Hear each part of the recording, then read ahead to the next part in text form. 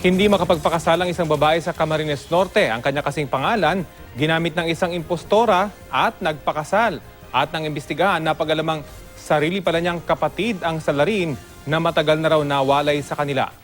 Balita hatid ni Mike Enriquez.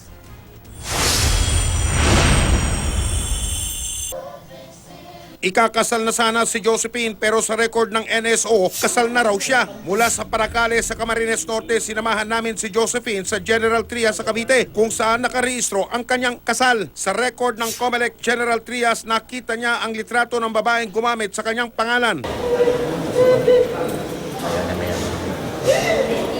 Kilala niyo po ba itong babaeng nasa picture? Pwede niyo bang i-identify kung sino siya? Sino po? Kapatid ko, kuya. Ano pong pangalan niya? Luella ho. Ang babaeng nasa litrato ay ang nakatatanda niyang kapatid na si Luella Hermoso na mahigit isang dekada nang nawalay sa kanilang pamilya. Sa record ng COMELEC din namin nakita ang litrato ng lalaking nagangalang Rogelio Cortez Jr. Pero yabot ang gitnang pangalan ng lalaking ikinasal kay Josephine. Samantalang Pico naman ang gitnang pangalan ng nasa record ng COMELEC. Pinuntahan pa rin namin si Rogelio Pico Cortez. Picture na to.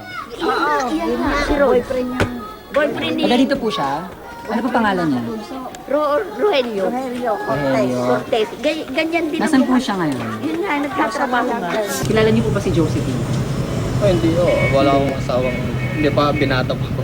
So binata ka pa, hindi ka pa kasal ngayon? Hindi pa po. Hindi pa. Sunod naming pinuntahan ang address na ginagamit ng kapatid ni Josephine na si Luella. Kilala niyo po ba itong babae Hindi ito? po. Kapagturo sa amin ito. Walang taga dito ng ganyang mukha. Pag napatunayan sa korte na ginamit ni Luella ang mga dokumento ng kanyang kapatid, maaari siyang kasuhan ng illegal use of alias at falsification of documents. Sinubukang hanapin at kausapin ni Josephine si Luella sa pamamagitan ng Facebook pero agad nitong dine-activate ang Facebook account niya. Alam naman po niya yung pangalan ko sa Facebook. Anytime nababasa ko naman po kung magme-message siya. Sana malala niyang makipag-ayos.